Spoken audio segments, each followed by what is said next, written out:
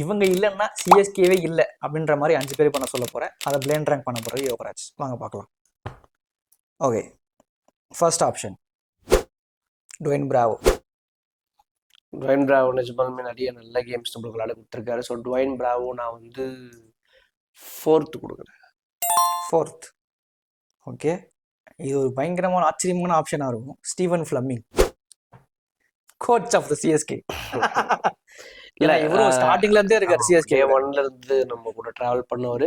I think ஆடி இருக்காருன்னு நினைக்கிறேன். சிஎஸ்கேக்கு ஆடி இருக்காருன்னு நினைக்கிறேன். ஃபர்ஸ்ட் இயர்ல ஆடி இருக்காரு. ஸோ எஸ், ஸ்டீஃபன் ஃப்ளெமிங் வந்து கண்டிப்பாக ஒரு ரொம்ப முக்கியமான ரோல் வகிக்கிறாரு. நான் 5th கொடுக்குறேன். ஓகே, ஈஸியாக போச்சுல்ல. ரைட். சுரேஷ் ரெய்னா. சுரேஷ் ரெய்னா ரொம்ப சின்ன தலை, நம்பர் 2.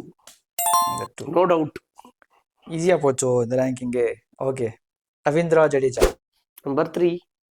ஃபர்ஸ்ட்டுக்கு நான் ஒருத்தர் எதிர்பார்த்துன்னு இருக்கேன். அவர் கண்டிப்பாக வரணும். லிஸ்ட்டில் வரலன்னா கம்பி பறக்கும், கரண்ட் பாக்ஸ் வெடிக்கும். விஜயகாந்த் டைலாக் ஒரு மாதிரி தான் வருது. இவர் இல்லைன்னா சிஎஸ்கேவே இல்லைன்னும் போது கடைசி ஆப்ஷன் வேறு யாராக இருக்க முடியும்? MS Dhoni, number 1.